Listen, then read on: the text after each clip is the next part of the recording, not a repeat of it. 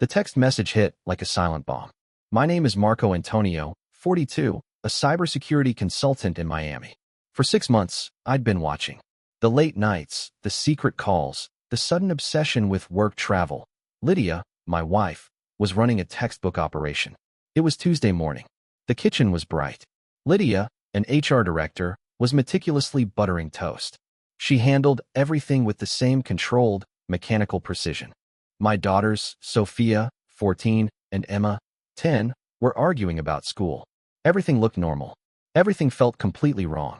Marco, stop staring, Lydia said without looking up from her phone. Her nails clicked furiously as she typed. Just admiring my wife, I replied. I kept my voice flat. My sarcasm always slid right past her. Her selective hearing was Olympic level. She finally met my eyes, giving me that practiced smile. It used to melt me. Now, it just made me wonder who else was getting the performance. I'll be late tonight. Huge presentation tomorrow, she announced, back to scrolling. Another one? I asked, sipping my coffee. For this month. The Henderson account is crucial, she dismissed. Joel thinks we could get the biggest contract ever. Joel. There he was. Joel Bastidas, the married co-worker with the black BMW and the reputation my friend Ray called a tailored predator. Lydia mentioned him constantly. I finished my drink. After Lydia left, smelling expensive, I helped the girls get ready. Sophia, my observant daughter, buckled her backpack. Mom's weird lately, she stated. She texts her phone more than she talks to us, and she smells different. Kids notice everything. Adults just pretend not to. I dropped them off and drove to my home office. My job is to think like the enemy, find the weak points, predict the attack. The irony of ignoring my own security breach was painful. That afternoon, while debugging a client's system, my phone vibrated. Text from Lydia, working late. Don't wait up. I stared at the screen, then did the unthinkable. I called her office line. Lydia Antonio's desk, Monica speaking. Hi, Monica, it's Marco. Is Lydia there? Oh, hello, Mr. Antonio. Lydia actually left about an hour ago. Said she had a critical meeting across town. The pieces locked into place perfectly. Lydia lied. Not a small excuse, but a deliberate, planned deception. I thanked Monica and sat back. 20 years of marriage, and I was the broken Wi-Fi router. Lydia arrived late that evening. Her hair was damp, her lipstick gone. She had that subtle glow from doing something forbidden. So sorry, she said, quickly kissing my head. The meeting just ran. How did it go? I asked, looking at Emma's math book. Great. Joel was amazing with the client. I thought you said the meeting was across town. I noted. She froze. Barely a flicker, but I saw it. It was. Joel met me there. Of course, he did. After the girls were in bed, Lydia went into the bathroom for her long beauty routine. Her phone, forgotten on the kitchen counter, lit up. A new text. It was from HB. Tonight was incredible. Can't wait for Friday, my fiancé. I was calm. I took a screenshot and sent it to my own encrypted folder. Then, I typed a reply on her phone. Ask her how his wife likes the new photos. Sent. I deleted the evidence and put the phone back exactly where it was. Then I waited. The scream hit 4 minutes later. Lydia charged down the stairs, phone clutched in her hand, eyes wide and manic. You? How could you? How could I what? I asked quietly, closing the dishwasher. My phone. Someone sent. She stopped, realizing her admission. Sent what? I turned to face her. For the first time in months, I saw panic instead of perfection. Nothing, she finally whispered. Work stuff. Technology is complicated. A glitch. Agreed, I said. You never know who's watching. She tried to read my face. Years of training kept it empty. I'm going to bed, she muttered, defeated. I poured a whiskey. Lydia's phone buzzed 12 times over the next hour. I could hear her frantic whispers trying to explain the glitch to Joel. Around midnight, my own phone lit up. Unknown number. You don't know the half of it. Ask Clara about Mexico and the honeymoon. I stared at the message. Clara, Lydia's best friend. In Mexico? Lydia's Cancun conference 3 months ago. Tan and attitude. I finished the drink. I went upstairs. Lydia was faking sleep. Her breathing was too controlled. She was awake, wondering how much I knew. The morning after the midnight text, Lydia was entirely transformed. She moved through the kitchen like nothing had happened, exuding forced cheerfulness. She wore a blue dress I hadn't seen in months, the one that highlighted her eyes, and she was making pancakes. Real pancakes, not the frozen kind. Lydia hadn't cooked breakfast in over a year. You're in a good mood, I observed, accepting the plate she offered. Just grateful for my family, she replied, leaning in to kiss my cheek. Sometimes I forget to appreciate what I have. Sophia and Emma exchanged glances across the table. They sensed the manipulation. After they left for school, I sat down in my office and focused on the anonymous message. Ask Clara about Mexico and the honeymoon. Clara Martinez, Lydia's closest confidant since college, knew all her secrets. If anyone knew the truth about Cancun, it was Clara. But confronting her directly would be like announcing my suspicions over a loudspeaker. I needed subtlety. I spent the morning building a digital dragnet. New burner email accounts, reverse phone lookups, and deep dives into public records. I wasn't just fixing a network. I was mapping an infiltration. By lunchtime, I had confirmed that Joel Bastidas was indeed married to a woman named Karen. She was a nurse at Dallas Presbyterian, a volunteer at her kids' school, and judging by her social media, she believed she had a devoted, faithful husband. My friend Ray Kowalski called while I was cross-referencing Joel's social activity. Ray, a plumber who looked like a linebacker but thought like a detective, cut straight to the chase. Beers at Murphy's? I have updates on your situation. We met at our usual pub. Ray slid a manila envelope across the table. Took some digging, he said. Your wife and her boyfriend aren't as careful as they think. Inside were photographs. Lydia and Joel holding hands over candlelit tables. Joel's hand resting on Lydia's lower back as they entered an upscale hotel. Lydia laughing at something Joel whispered. How long? I asked. Based on the timestamps I found. At least 8 months. Maybe more. 8 months. While I was pulling late nights paying for Sophia's piano lessons and Emma's soccer camp, Lydia was playing house with Joel Bastidas. There's more, Ray continued.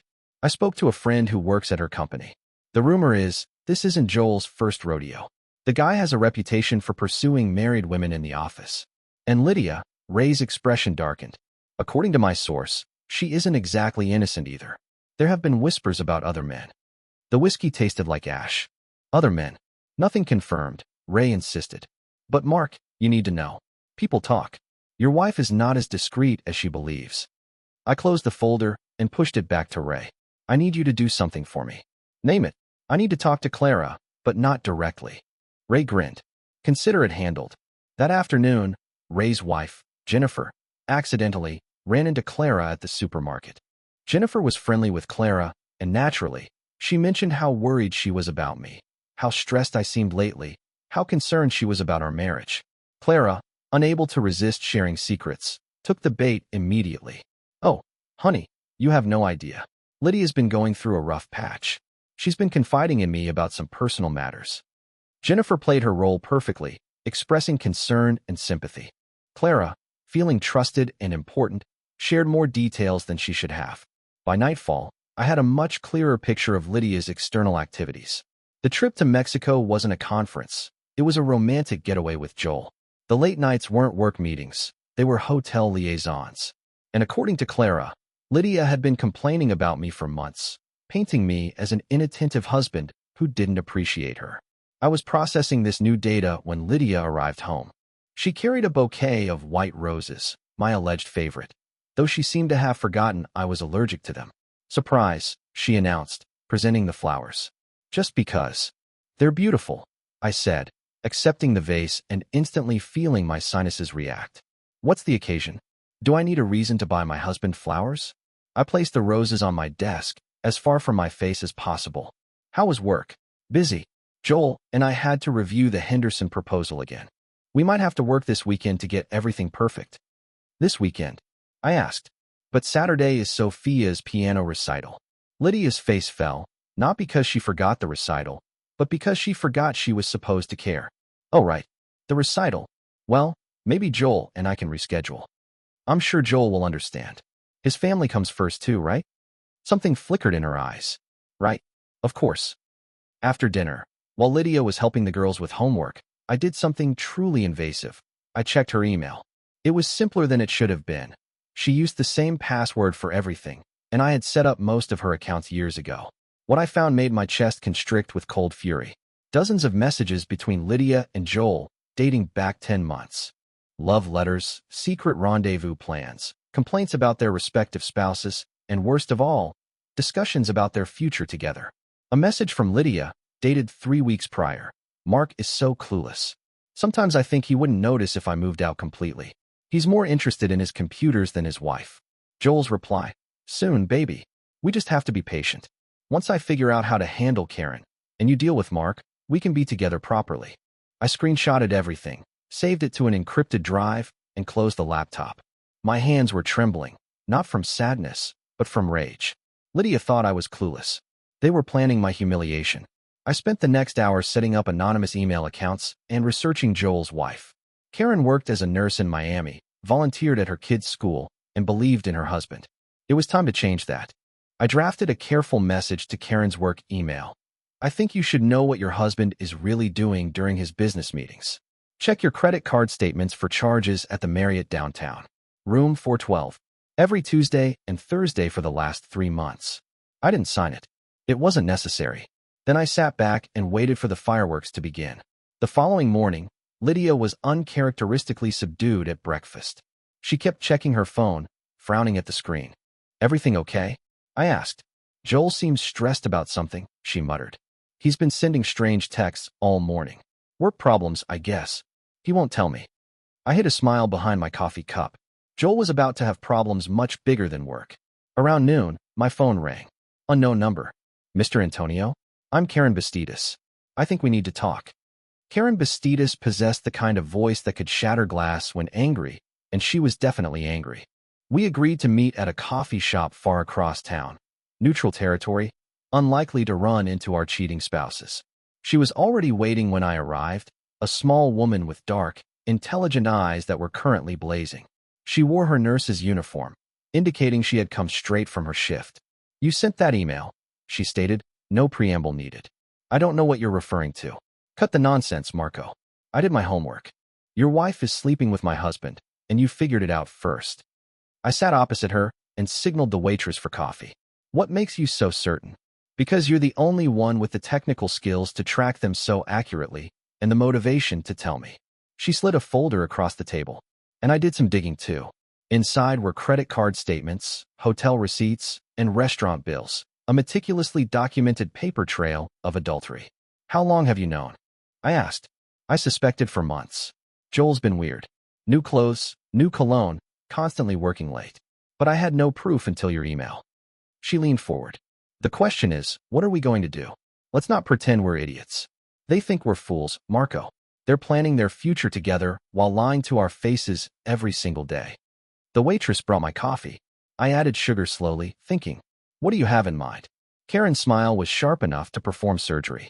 I want them to lose everything. Their jobs, their reputations, their friends. I want them to understand what it feels like to have your life destroyed by someone you trusted.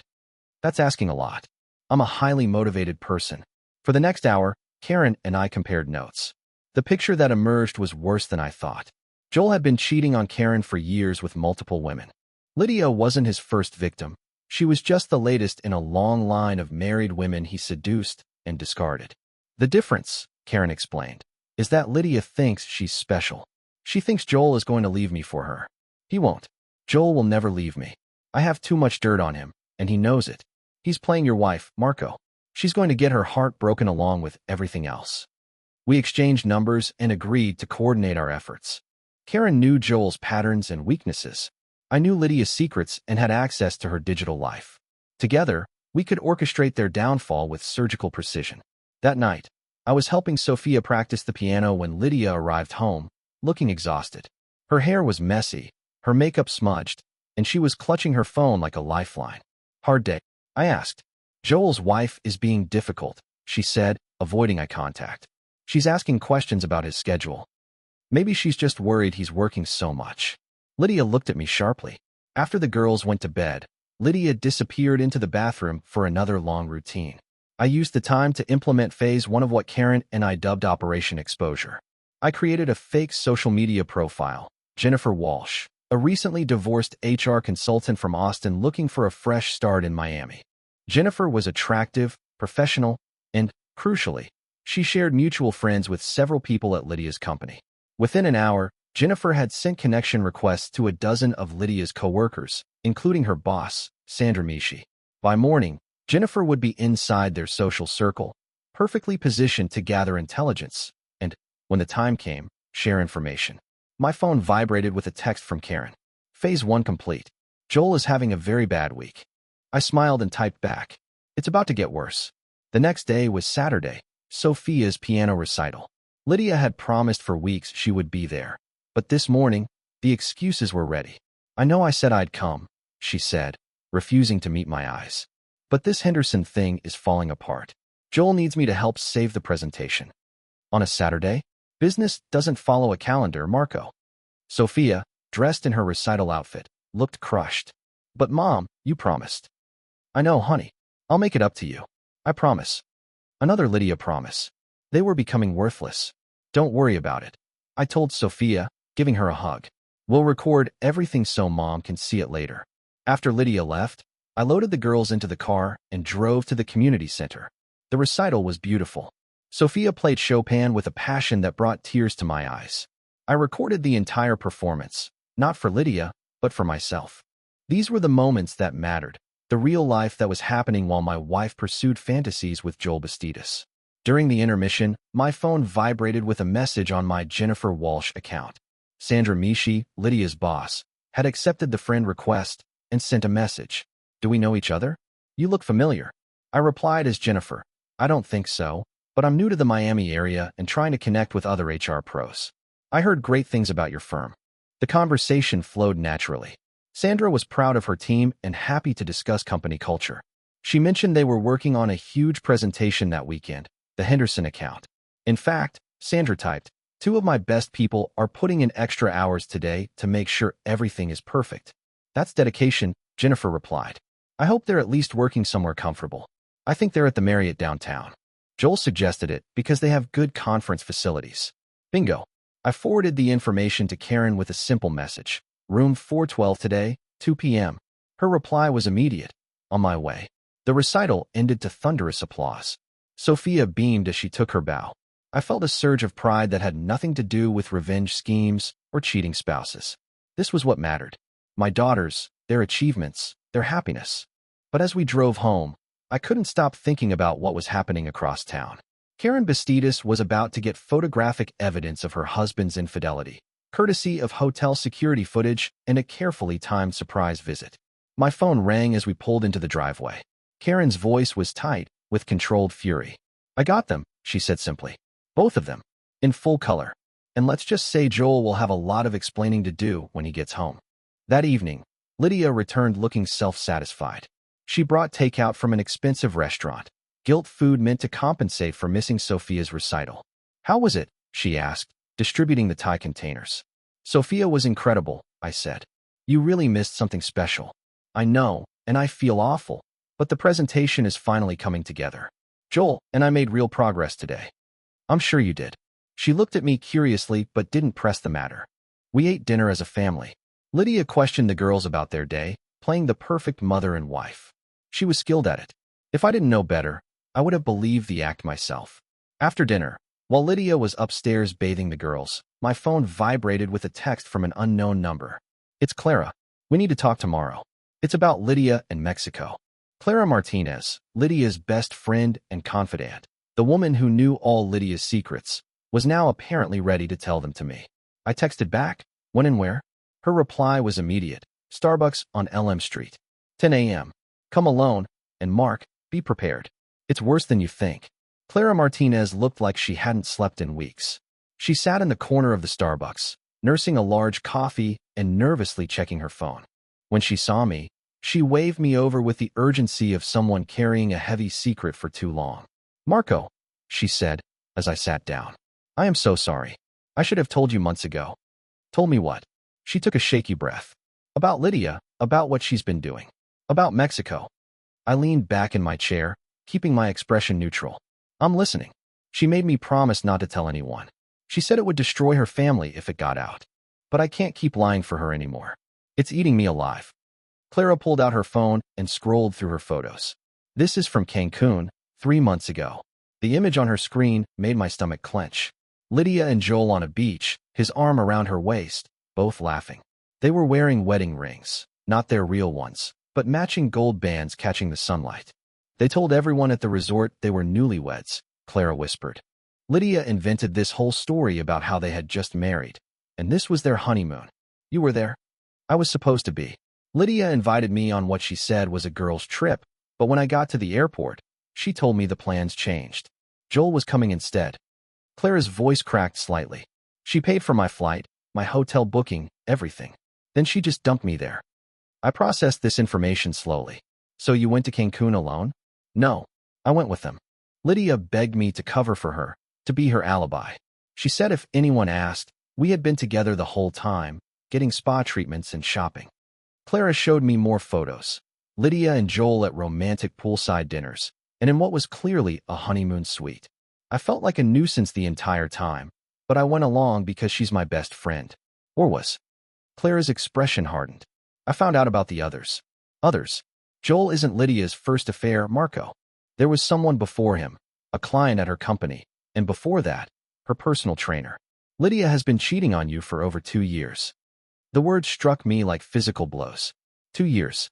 While I was building a life with her, raising our daughters, planning our future, Lydia was systematically dismantling everything we had built. Why are you telling me now? Because she's planning to leave you. Clara opened a text conversation on her phone. Look at this. The messages were between Clara and Lydia, dated just 3 days ago. Lydia, I think it's time to tell Marco about Joel. Get it out in the open. Clara, are you sure? What about the girls? Lydia, Joel and I have been talking. We want to be together properly. I'm going to file for divorce from Mark. Clara, what about Joel's wife?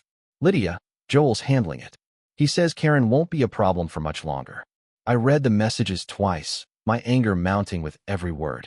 Handling it could mean anything, but given Joel's history, I doubted he was planning a gentle conversation. There's more, Clara said. She scrolled to another exchange. This one was from last week. Lydia, Mark's been acting weird lately. I think he might suspect something. Clara, what makes you think that? Lydia, he's asking more questions, paying attention to my schedule. Joel and I think we should be more careful. Clara, maybe you should tell him the truth. Lydia, not yet. I need to talk to a lawyer first. Make sure I get the house and custody of the girls. Mark won't fight me. He's too passive. Passive. The word stung more than it should have. Lydia thought I was passive, that I would simply surrender and let her take everything I had worked for, everything I cared about. She was about to learn how wrong she was. Clara, I said carefully, I need to ask you something, and I need you to be completely honest. She nodded. Are you willing to testify about all this in court if necessary? You mean a divorce proceeding? I mean wherever the truth needs to be told. Clara looked at her phone, then at me. Marco, I've been covering for Lydia for months, and it's been making me sick. She's my friend, but what she's doing to you and your daughters is wrong. So yes, if you need me to tell the truth, I will. I reached across the table and squeezed her hand. Thank you. You have no idea what this means. What are you going to do? I'm going to give Lydia exactly what she deserves. After Clara left, I sat in my car for a long time, processing everything she had told me. 2 years of affairs, plans to divorce me and take the girls. Lydia and Joel playing house while their spouses were left in the dark. My phone vibrated with a text from Karen. Joel came home last night with his tail between his legs. Confessed everything, begged forgiveness. I told him I needed time to think. I called her immediately. You didn't forgive him, did you? Are you crazy? Karen's laugh was bitter. I told him I forgave him to get his guard down. He has no idea what's coming. Good, because I just learned some very interesting things about our spouse's plans. I updated Karen on my conversation with Clara. When I finished, Karen was practically vibrating with rage. They think they can just destroy our families and walk away, she seethed. Joel actually thinks I won't be a problem for much longer. We'll see about that. What do you have in mind? I'm thinking it's time for a family meeting, something public, where lots of people can witness the truth come out. I like the way you think. We spent the next hour planning what we called the revelation. The following weekend was the company's annual summer barbecue, a casual, outdoor event where employees brought their families. Lydia had been looking forward to it for weeks, likely because it was another opportunity to play the perfect wife while secretly meeting Joel. This year's barbecue was going to be very different from what she expected. Friday night, Lydia was practically glowing with anticipation. She had laid out her outfit for tomorrow, a summer dress I'd never seen before, paired with jewelry that definitely wasn't in her collection last month. You seem really excited about this barbecue, I observed. It should be fun. The weather is supposed to be perfect, And Joel thinks. She corrected herself. I mean, everyone thinks it's going to be a great event. I'm sure it will be memorable. That night, after Lydia was asleep, I made my final preparations.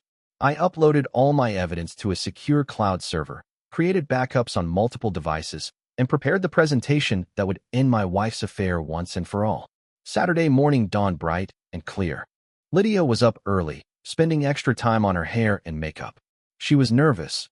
I could see it in the way she kept checking her reflection, adjusting her dress, practicing her smile. You look beautiful, I told her. And I meant it. She did look beautiful. It was a shame that beauty was wrapped around such an ugly core. Thank you. She pecked my cheek, leaving a lipstick mark she carefully wiped away. I wanted A to be perfect. I have a feeling it will be exactly what you deserve. We loaded the girls into the car and drove to Riverside Park, where the company had set up tables, grills, and a small stage for announcements. The event was already in full swing when we arrived. Families were scattered across the lawn, children playing on the playground, adults clustered around coolers. I spotted Joel immediately. He was standing near the grills in khaki pants and a polo shirt, looking like any other suburban father at a barbecue. But there was something different about him today, a nervous energy that suggested he was preparing for something big. There's Joel, Lydia said, waving toward him. I should go say hi. You certainly should. I watched her walk across the lawn toward him, noting how her entire demeanor shifted as she approached. Her walk became smoother, her smile more genuine. When she reached him, they exchanged what looked like a casual greeting, but I could see the electricity between them. Karen appeared at my side, carrying a dish of potato salad and wearing a smile that could cut diamonds. Showtime, she murmured. Are you ready for this? I've been ready for months. The barbecue proceeded normally for the first hour. Kids ran around, adults caught up on gossip, and the smell of grilled burgers filled the air. Lydia and Joel were careful to keep their distance, but I caught them exchanging meaningful glances across the crowd. Around 2 p.m., Sandra Mishi, Lydia's boss, took the stage for the usual announcements. Thanks to the organizing committee, recognition for employees with work anniversaries, reminders about upcoming company events. Before I finish, Sandra said, I believe Joel Bastidas has something he'd like to share with everyone. This was it. I felt Karen tense beside me as Joel strode onto the small stage. Lydia moved to stand near the front of the crowd. Thank you, Sandra, Joel said, his voice echoing over the park. I know this might seem an unusual venue for this type of announcement, but I wanted to share some news with all of you, my colleagues and friends. The crowd quieted, sensing something important was about to happen. As many of you know, I've been going through some personal challenges lately, Joel continued. My marriage has been difficult, and during this time, I found comfort and support in someone very special. He looked directly at Lydia, who beamed back at him as if he were announcing her Nobel Prize. Lydia Antonio and I have fallen in love, Joel said, his voice growing stronger. We know this may be a shock, and we know it's complicated because we are both married to other people, but we believe this love is worth fighting for. A murmur ran through the crowd. I saw heads swiveling, people looking for me and Karen, trying to gauge our reactions. We wanted to be honest with all of you, Joel continued, because we respect you and value your friendship. Lydia and I are planning to file for divorce from our current spouses so we can be together properly. Lydia stepped forward, her face radiant. I know this isn't conventional, she said, but sometimes life doesn't follow the script we write for it. Joel and I have found something real together, and we hope you'll support us as we navigate this transition. The crowd was silent. I could see people looking uncomfortable, unsure how to react to this public confession of adultery. That's when Karen stepped forward. How touching, she said, her voice carrying clearly across the park. Joel, darling, I had no idea you were planning such a romantic announcement. Joel's face went white when he saw his wife walking toward the stage. Karen, I didn't. Don't stop on my account, Karen said, stepping up onto the stage. I think everyone should hear the full story about your love affair, about the hotels, about Mexico. Lydia's smile faltered as she realized what was happening. You see, Karen continued, addressing the crowd. What my husband neglected to mention is that this isn't his first office romance. Joel has a pattern when it comes to seducing married women at work. She pulled out her phone and held it up. I have pictures, if anyone is interested. Hotel receipts, credit card statements, text where Joel and Lydia discuss how clueless their spouses are. The crowd was mesmerized now, watching the drama unfold like a soap opera. But the truly interesting part, Karen said, raising her voice, is what they plan to do to their families. Did you tell them that, Joel? About how you were going to handle me. About how Lydia was going to take the house and the kids from her husband. That was my cue. I stepped forward, pulling out my own phone. Since we're sharing, I said, my voice resonating across the suddenly silent park. I thought everyone might like to see some of the text messages my wife sent to her best friend. I began reading Lydia's text to Clara.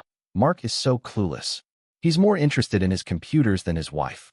Joel and I are planning our future together. I'm going to get the house and custody. Mark won't fight me. He's too passive. Lydia's face had gone from radiant to horrified.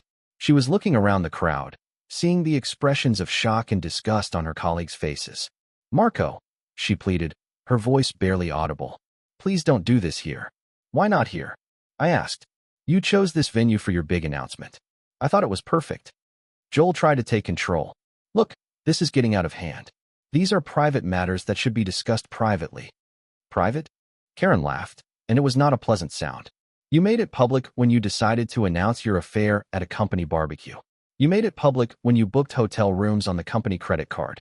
You made it public when you told everyone at that resort in Mexico you were newlyweds. The crowd gasped at this revelation. I watched Sandra Mishi's face turn pale as she realized the implications for the company. That's right, I said, addressing the crowd. While I was at home with our daughters, my wife was in Cancun with Joel, pretending to be his new spouse. They wore fake wedding rings and told everyone they were on their honeymoon. Lydia was crying now, mascara streaking down her cheeks. Marco, please stop. You're embarrassing the girls. I looked over at Sophia and Emma, who were standing with Ray's family near the playground.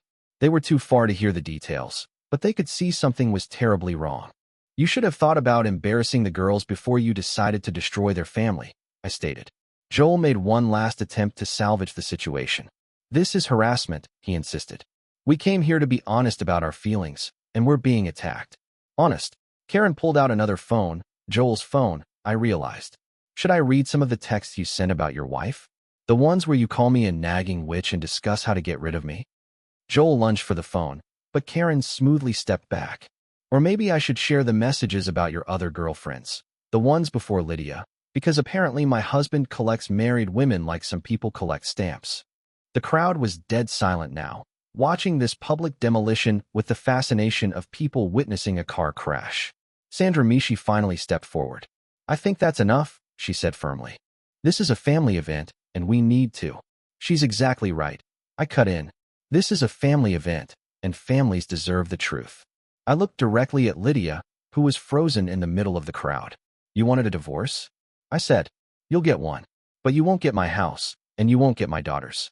What you will get is exactly what you've earned. With that, I turned and walked toward the playground to collect Sophia and Emma. Behind me, I could hear the crowd erupt in conversation, voices rising as people processed what they had just witnessed. The company barbecue was definitely over. The aftermath of the barbecue was swift and brutal. By Sunday morning, the story had spread through the company and the social circles of Miami like wildfire, complete with embellishments that made the truth sound almost tame by comparison.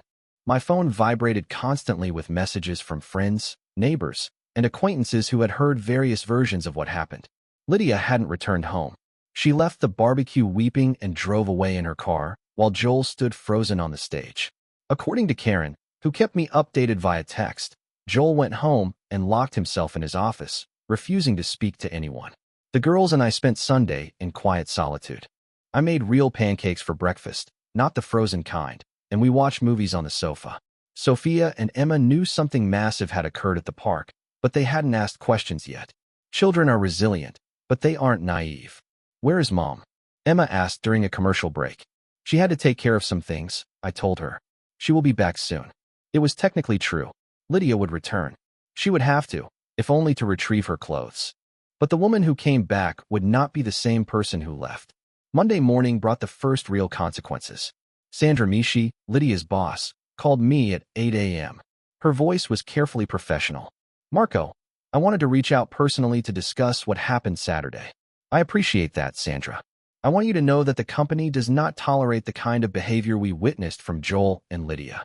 We are conducting a full investigation into their conduct, including the misuse of company resources for personal activities. Company resources. That was corporate language for booking hotel rooms on the corporate credit card for affairs. I understand you have to protect the company, I said. We also want to protect our employees and their families. What happened to you was unconscionable, and I want you to know you have our full support. After Sandra hung up, I sat in my office, contemplating how quickly things change. 3 days ago, Lydia was a respected HR executive with a bright future. Today, she was unemployed and potentially unemployable, at least in Miami. My phone rang.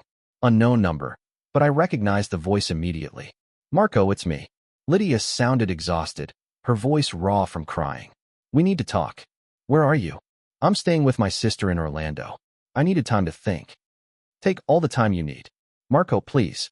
What happened Saturday got out of hand. I never wanted things to go that far. What things? The affair, the lies, or the plan to take my house and my children? Silence stretched across the line. I know you're angry, she finally said. You have every right to be. But we can fix this. We can go to therapy, try to rebuild. Rebuild what, Lydia? You cheated on me for 2 years. You were planning to divorce me and take everything I worked for. What exactly is there to rebuild? Our family, our life together. The girls need their mother. The girls need a mother they can trust. Right now, that is not you. Her voice cracked. Don't take them from me, Marco. Please. I'll do anything. You should have thought about that before you decided to throw them away. I hung up and immediately called my attorney. If Lydia thought she could manipulate me with tears and promises, she was about to learn otherwise. Tuesday brought more fallout. Karen called to tell me Joel had been suspended from his job pending the investigation. Apparently, the company discovered evidence of him using his corporate card for business dinners that were actually romantic encounters with multiple women over the past 3 years. They're talking about pressing charges, Karen said. Fraud, misappropriation of funds, that kind of thing. Are you okay with that, Karen? My husband has been stealing from his company to pay for affairs with multiple women. I'm more than okay with it. On Wednesday, Clara called. She sounded nervous, but resolute. I gave a statement to Lydia's company, she said. About Mexico, about the other affairs, everything I knew. I thought you should hear it from me. Thank you. That couldn't have been easy. It wasn't, but I'm tired of covering for people who don't deserve it. Lydia has been calling me nonstop, begging me to retract my statement. Are you going to? Absolutely not. What she did to you and the girls is unforgivable. Thursday evening, Lydia finally came home. I was in the kitchen helping Emma with her homework when I heard her key in the front door. The girls looked up, unsure how to react. Go upstairs and finish your homework, I told them quietly. I'll call you when dinner is ready. They quickly disappeared, sensing the tension in the air. Lydia appeared in the kitchen doorway, looking 10 years older than she had a week ago. Her hair was unwashed, her clothes wrinkled, and her eyes were red-rimmed. Hello, she said softly. Can we talk? I gestured to the kitchen table. She sat opposite me, the same table where we had shared thousands of meals, made plans, and discussed our future dreams. I'm sorry, she said. I know it's not enough, but I needed to say it. I'm sorry for everything. Which part are you sorry for? The affairs, the lying, or the plan to take my children? All of it. I lost my way, Marco. I made terrible choices and hurt the people I love most. You didn't lose your way, Lydia. You chose your way. For 2 years, you chose to lie to me every day. You chose to betray our marriage, our family, our life together. She was crying now, tears streaming down her face. I know. You're right. I have no excuse. No, you don't.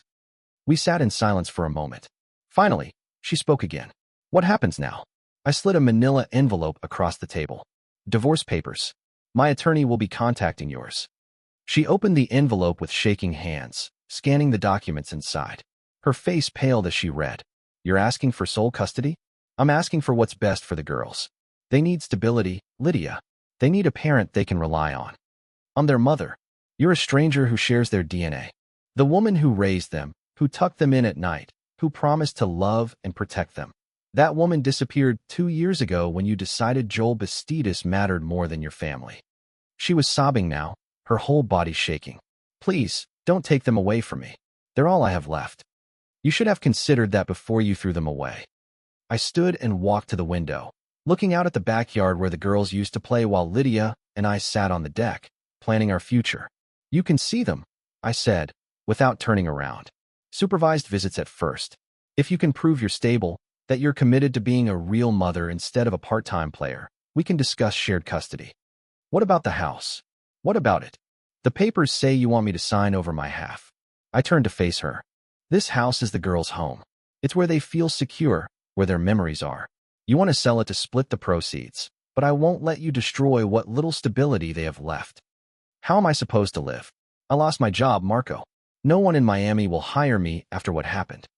That is not my problem. You made your choices. Now you have to live with the consequences. She wiped her eyes with the back of her hand. You've changed. You aren't the man I married. You're right. The man you married was passive. He trusted you. He believed in you. He put your needs ahead of his own. That man is gone, Lydia. You created this version of me. I walked back to the table and sat opposite her. You have 2 weeks to pack your things and find somewhere else to live. After that, you are trespassing. 2 weeks. 2 weeks. And Lydia, if you try to manipulate the girls, if you try to turn them against me or guilt-trip them about your situation, I will ensure you never see them again. She stared at me for a long moment, and I could see her trying to find an angle, some way to manipulate the situation to her advantage, but there was none. I had thought of everything, planned for every contingency. I never wanted it to end like this, she finally said. Yes, you did. You just thought you would be the one holding all the cards. She rose slowly, clutching the divorce papers. What about Joel? What about him? Are you going to keep destroying him too? I leaned back in my chair and smiled. Not a pleasant smile, but the smile of a man who has finally learned how to play the game. Lydia, I don't need to destroy Joel. He's doing a fine job of that himself. But if he comes near my family, if he tries to contact my daughters or interfere in their lives in any way, then yes, I will finish what I started. She nodded slowly, understanding the conversation was over. Can I say goodbye to the girls? They're your daughters. Of course, you can say goodbye. But as she went upstairs, I knew it wasn't really goodbye. It was the end of one chapter and the start of another. The girls would see their mother again, but the relationship would never be the same. How could it be? I sat in the kitchen, listening to the muffled sounds of the conversation upstairs. Lydia, trying to explain to Sophia and Emma that she was leaving for a while, that she loved them, that this wasn't their fault. At least that last part was true. 20 minutes later, she came back down, carrying one suitcase. I'll come back for the rest of my things, she said. I'll make sure you're here. She paused at the front door, looking at the house that had been her home for 10 years. Marco, yes. For what it's worth, I really am sorry. I know. You're sorry you got caught. After she left, I went upstairs to check on the girls. They were in Sophia's room, sitting together on the bed. Emma was quietly crying, and Sophia had her arm around her little sister. Is Mom coming back? Emma asked. She'll visit you, I said, but she won't live here anymore. Because of what happened at the barbecue? Sophia asked. She was 14, old enough to understand more than I liked. Because your mom made some choices that hurt our family. But I want you both to know, this is not your fault. None of this is your fault. I sat on the bed with them, pulling them both into a hug. What's going to happen to us? Emma asked.